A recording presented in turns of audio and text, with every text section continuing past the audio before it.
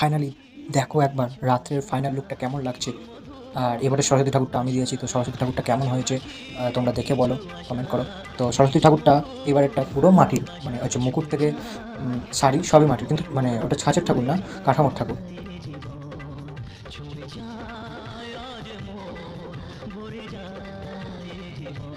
আমাদের কমিটিতে অনেকই লোক আছে, কিন্তু এবারে আমাদের যে ঠাকুরের সামনে শোয়ার জন্য যে করা হয়, তো এবারে মানে কেউ বাড়ি ছিল না, যার জন্য আমরা চারজন আমাদেরকে শুতে হয়েছিল।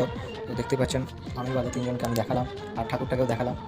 আজ হলো পরের দিন, তো পরের দিন সকালে এসেই দেখলাম যে শুরু হয়ে গেছে হোমযজ্ঞ, যেটা ওকে বলে। তো আমাকে ঠাকুরমশাই বললো, যেহেতু আমরা কমিটিতে মানে পুজো করেছি, তো আমাদের বললো যে একজনকে অঞ্জলি দিতে হবে। তো আমরা আমাদের মধ্যে আমি মানে পুশ করেছিলাম, তো আমি অঞ্জলিটা দিলাম।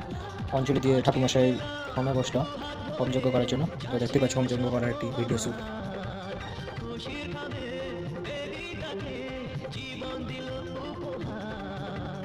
আজ হলো ঠাকুর ভাসানের দিন। তো দেখতে পাচ্ছেন আমরা ভ্যানের উপর মানে সোলার যে ডিজাইনগুলো, থার্মোকলের যে ডিজাইনগুলো ছিল, সেগুলোকে সম্পূর্ণভাবে আমরা ভ্যানের মধ্যে তুলে নিয়েছি। কারণ হচ্ছে থার্মোকল হলো এমন একটা জিনিস যেটা নষ্ট হয় না। এর বাড়ি কারোর বাড়ি যদি যায় সে রাগ করবে, তো তার জন্য আমরা একেবারে ওটাকে নিয়ে আমরা যেহেতু সরস্বতী ঠাকুর জলে দেবো, তো তার সাথে আমরা এগুলোকে জলে দিই। তার জন্য ভ্যানটা তুলে নিয়ে